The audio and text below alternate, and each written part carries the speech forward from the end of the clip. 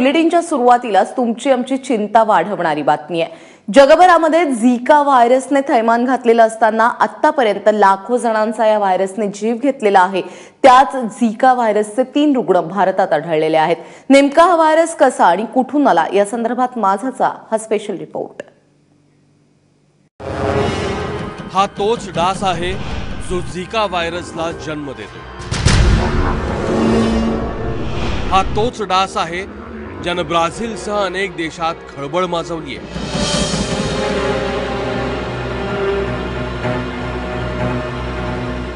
हा तोच डास आहे ज्याने आता भारतालाही लक्ष्य केलं।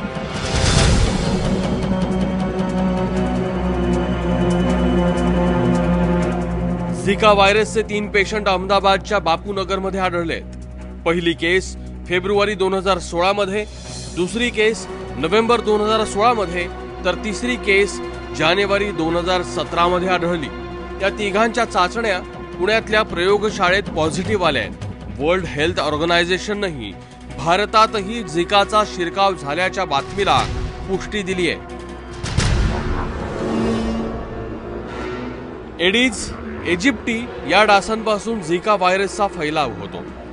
याच डासांपासून चिकनगुनिया आणि डेंग्यूही होतो।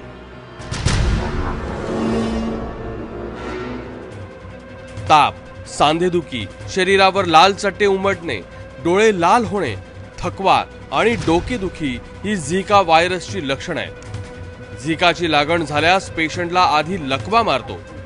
गर्भवती महिलेला झिकाची लागण झाल्यास जन्मावेळी बाळाचा आकार लहान होतो, तर बाळाचा मेंदूही पूर्णपणे विकसित होत नाही।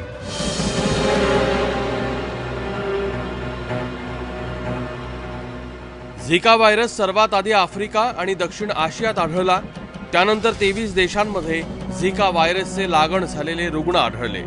खास करून दक्षिण अमेरिकेतल्या ब्राझीलसह अनेक देशात याचा फैलाव झाला। धक्कादायक म्हणजे झिका व्हायरसवर कोणताही इलाज नाहीये, पण त्याचा प्रतिबंध मात्र आपण नक्कीच करू शकतो।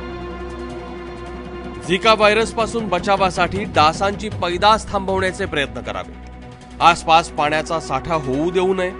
संध्याकाळी घराचे दरवाजे आणि खिडक्यांना जाळ्या लावाव्यात। डास प्रतिबंधक कॉईल किंवा मॉस्किटो रिपेलेंटचा वापर करावा। उपाय साधे आणि सोपे आहेत, पण ते केले तर एका मोठ्या धोक्यापासून आपण आपला बचाव करू शकतो।